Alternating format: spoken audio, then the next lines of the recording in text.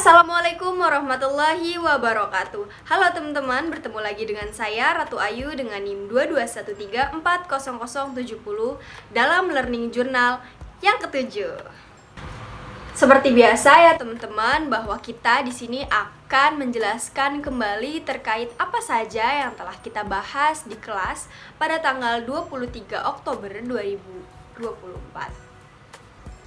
Jadi teman-teman, pada pertemuan kali ini kita akan membahas tentang penulisan naskah film, mulai dari format, kemudian juga dari gaya bahasa, dan juga lainnya. Masuk pada pembahasan yang pertama, yaitu tentang format penulisan naskah film. Jadi pada format penulisan naskah film juga terbagi dari beberapa. Yang pertama itu tentang margins. Jadi penulisan naskah film itu margins juga diperhatikan, mulai dari kanannya, kirinya, atasnya, bawahnya. Jadi kita di sini akan menjelaskannya secara standar internasional, yaitu sebelah kanan itu ukurannya 1 inch, atas juga 1 inch, kemudian bawah juga 1 inch. Kemudian kalau yang sebelah kiri itu pakainya 1,5 inch. Yang kedua yaitu tentang font. Jadi kalau penulisan naskah film itu biasanya terserah ya, bebas sesuai dengan penulisnya. Tapi balik lagi, kalau kita mengikuti standar internasional itu kita harus menggunakan fontnya itu font Courier dengan font size 12. Kemudian ada logika dalam bahasa penyusunan naskah.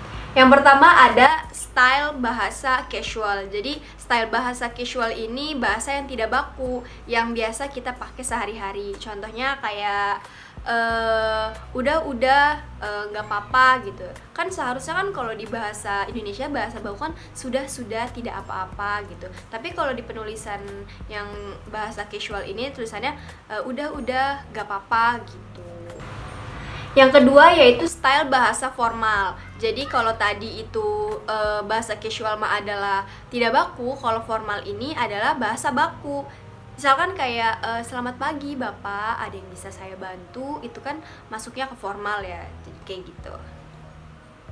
Yang ketiga ada style bahasa konsultasi atau nasihat. Biasanya style bahasa ini digunakan untuk di dunia bisnis, kemudian juga diskusi-diskusi, lalu juga di perdagangan. Jadi kayak menentukan sebuah solusi itu seperti apa di dunia bisnis ataupun perdagangan ataupun diskusi, itu kita bisa dinamakan style bahasa konsultasi ataupun nasihat.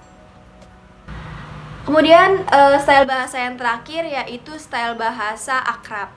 Jadi biasanya style bahasa ini mengungkapkan perasaan ataupun emosi dari seorang aktris ataupun aktornya ini. Contohnya seperti aku semalam gitu. Jadi kan kalau kita nggak ngelihat langsung ekspresi dari pemain filmnya ini, kita juga akan bingung gitu loh kalau nggak lihat naskah.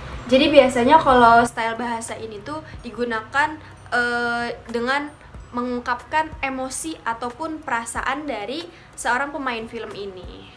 Kemudian bahasan yang ketiga itu adalah rasional data dalam proses produksi. Apa sih rasional data dalam proses produksi ini? Yaitu ketika kita sudah mendapatkan data ataupun segala informasi yang telah kita dapatkan ketika kita sudah research gitu ya, tentang apa saja yang akan kita jadikan film. Kemudian gimana caranya kita dapat bisa mendukung argumen yang kita keluarkan ini dalam film, gimana caranya audiens itu percaya sama apa yang telah kita argumenkan gitu,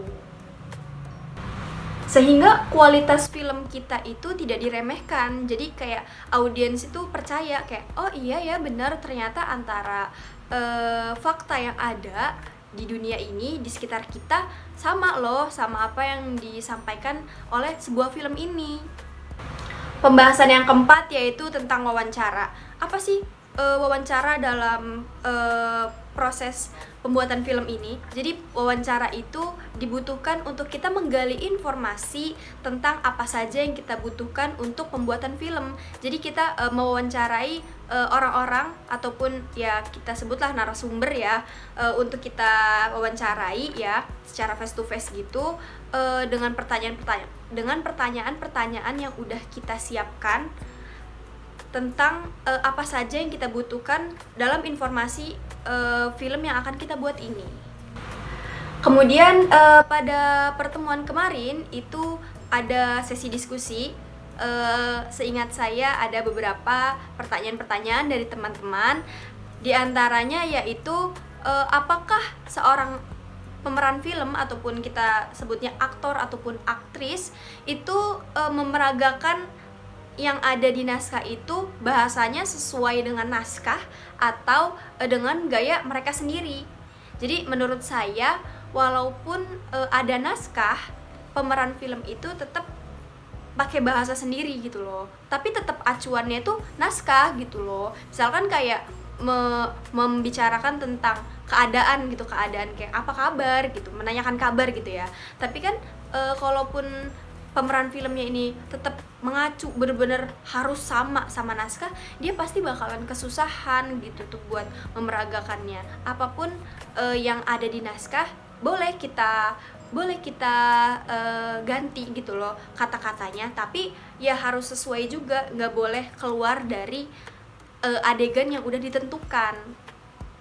Kemudian pertanyaan selanjutnya itu tentang, kan waktu pertemuan kemarinnya lagi, waktu kelompok 4 itu kan membahas tentang gaya ekspositori, dimana gaya ekspositori itu pembuat film itu sebagai pengamat saja. Jadi teman saya bertanya, kan gaya ekspositori itu kemarin tuh dicontohkan itu menyorot tentang orang-orang Paris yang melakukan aktivitasnya di musim panas. Jadi dia bertanya bahwa apakah dengan kita merekam ataupun memvideokan orang-orang itu kita butuh naskah ataupun enggak gitu loh.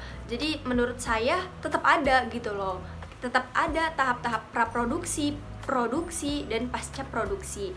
Jadi kan kalaupun kita mau mengambil informasi ataupun membuat film tentang aktivitas-aktivitas seseorang yang kita sebut dengan gaya dokumenter ekspositori, itu tetap ada naskah. Karena kan di praproduksi itu tetap kita menentukan apa yang mau kita buat gitu. Terus kemudian juga kan pasti di research dulu kan, kayak ini nih masih bisa nggak ya kalau kita filmkan aktivitas mereka yang ini, kemudian keadaan mereka yang seperti ini, itu pasti semuanya dipertimbangkan di praproduksi gitu. Pas produksi ya kita udah dapat nih semua informasi, ya kita berarti harus langsung action aja gitu, merekam gitu kan, tapi dengan seizin dari subjeknya. Kemudian pasca produksi ya pasti ada edit-editnya segala, itu pasti kita dengan gaya apapun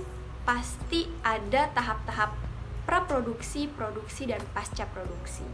Mungkin itu saja dari saya untuk pembahasan pertemuan pada tanggal 23 Oktober 2024. Untuk kekurangan saya mohon maaf. Saya tutup. Wassalamualaikum warahmatullahi wabarakatuh. Dah, sampai jumpa.